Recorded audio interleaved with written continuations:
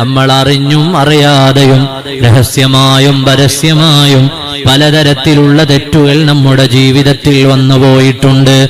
പാപമോചനം തേടുന്ന ഒരാളിന്റെ കൽബിലുണ്ടാകേണ്ട ചിന്ത എന്താണെന്നറിയുമോ? എന്റെ റബ്ബ് ഔദാര്യവാനാണ്, എന്റെ റബ്ബ് ഉദാരനാണ്, മാപ്പു നൽകുന്ന റബ്ബാണ്, അവൻ എനിക്ക് പുറത്തു തരുമെന്നുറപ്പാണ്. അസ്തഗ്ഫിറുല്ലാഹ്. അല്ലാതെ മനസ്സിൽ ഏതെങ്കിലും തരത്തിലുള്ള സംശയം, അല്ലാഹു എനിക്ക് പൊറുക്കുമോ, എന്റെ പാപങ്ങൾ അധികരിച്ചു പോയിട്ടുണ്ടല്ലോ, അല്ലാഹു എനിക്ക് മാപ്പ് നൽകുമോ എന്ന സംശയം കൽബിൽ വേണ്ട. അങ്ങനെ സംശയവും വെച്ചുകൊണ്ട് ഇസ്തിഗ്ഫാർ ചൊല്ലണ്ട. അല്ലാഹു ഔദാര്യവാനാണ്. ഇബ്ലീസ് ചോദിച്ചു അത്രേ മൂസാ നബിയുടെ കാലത്ത്.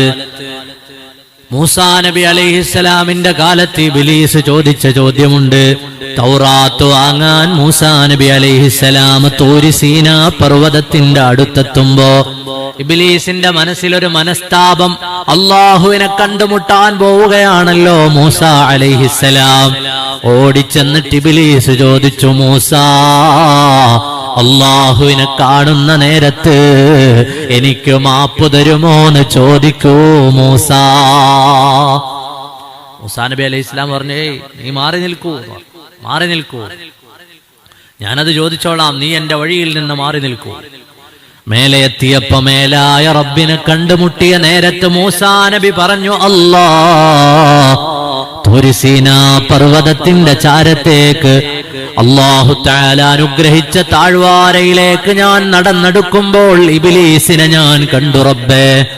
ആ ഇബ്ലീസ് എന്നോട് ചോദിക്കുകയാണ്, അവന് മാപ്പ് കൊടുക്കാൻ റബ്ബ് തയ്യാറാകുമോന്ന്, അവന് മാപ്പ് കിട്ടുമോന്ന് നിന്നോട് ചോദിക്കാൻ അവൻ പറഞ്ഞു.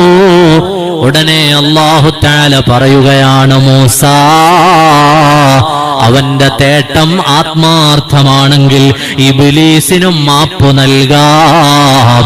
അല്ലാഹു റബ്ബുൽ ആലമീൻ.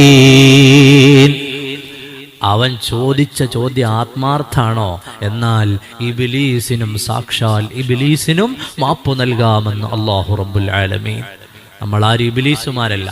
ഫിർഔൻ പറഞ്ഞിരുന്നു, അല്ലാഹു എനിക്ക് മാപ്പ് നൽകുമോ എന്ന് ചോദിച്ച നേരത്ത് അല്ലാഹു തആല ഇതേ നിലപാട് ഫിർഔനിലും സ്വീകരിച്ചിട്ടുണ്ട്. ചോദിക്കുന്നത് ആത്മാർത്ഥമാണെങ്കിൽ, അള്ളാഹുവിനോട് കൽബ് പൊട്ടിയിട്ട് അറിഞ്ഞുകൊണ്ടാണ് പറയുന്നതെങ്കിൽ, ചെയ്തു പോയ തെറ്റുകളിലേക്ക് ഇനി മടങ്ങില്ല എന്ന ചിന്ത എപ്പോഴും കൽബുകളെ ഭരിക്കുന്നുവെങ്കിൽ അള്ളാഹു നമുക്ക് പുറത്തു തരും.